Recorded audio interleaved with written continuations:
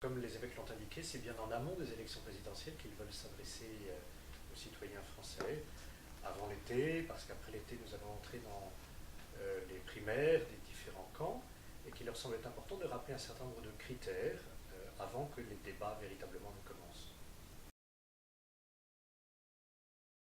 Dans le premier paragraphe de cette déclaration, les évêques du Conseil permanent disent bien qu'ils s'adressent à leurs concitoyens, donc aux Français, à l'ensemble des Français.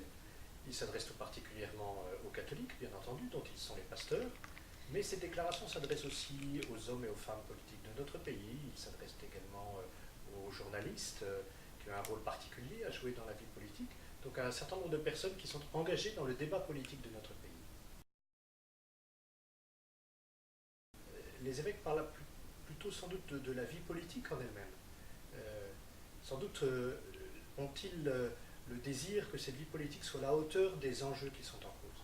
Notre pays traverse des crises difficiles, la crise économique, la crise sociale, la crise migratoire, une crise de sens en général, et le débat politique est quelquefois réduit à quelques petites phrases, à quelques postures personnelles, et les évêques pensent que les enjeux en question méritent davantage que cela.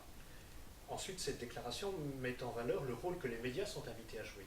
Les médias n'ont pas à envenimer cela, mais ont à être porteurs d'un véritable dialogue au cœur de cette société que les politiques sont invités à avoir et que les médias sont invités à transmettre. Et c'est à cela que les évêques de France veulent inviter l'ensemble des participants et à la vie politique. Ce n'est pas la première fois que les évêques disent que notre pays manque d'un véritable projet qui puisse réunir ensemble les Français. S'il y a un mot qui, pour moi, illustre l'ensemble de cette déclaration qui comporte 7 points, c'est le mot de unité. Unir les Français autour d'un projet.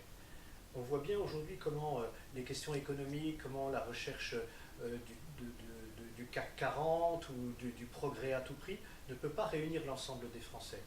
Et que si on met ensemble l'ensemble des participants, l'ensemble des composants de notre société, sans exclure les religions d'ailleurs, pour savoir ce que veulent vivre les Français aujourd'hui, que l'on arrivera sans doute à permettre que cette société reflète un petit peu plus quelque chose de la justice et du royaume de Dieu, en quelque sorte. Je retiens le point sur l'éducation, vers un pacte éducatif, parce que l'éducation est à la base, me semble-t-il, est une base nécessaire pour construire les générations à venir. Et dans le cadre de l'éducation, les évêques reprennent l'importance de la vie familiale.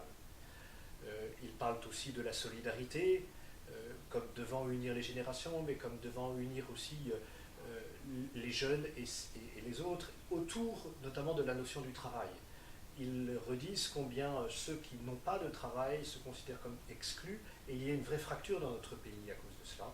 Ils parlent également des migrants et de l'importance de l'accueil, comparant à des pays comme la Jordanie ou le Liban qui ont accueilli plusieurs millions de migrants, et nous qui n'en accueillons péniblement que quelques milliers.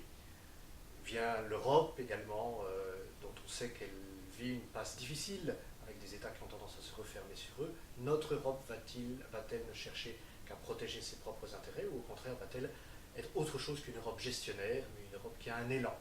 Et le dernier point que les évêques soulignent, c'est la question de l'écologie, dans la foulée de ce que notre pape François a dit dans Laudato Si, pour inviter les citoyens de notre pays à changer peut-être de mode de vie et à laisser aux générations qui viennent une terre qui soit non pas une terre défigurée, mais une terre où il sera bon vivre.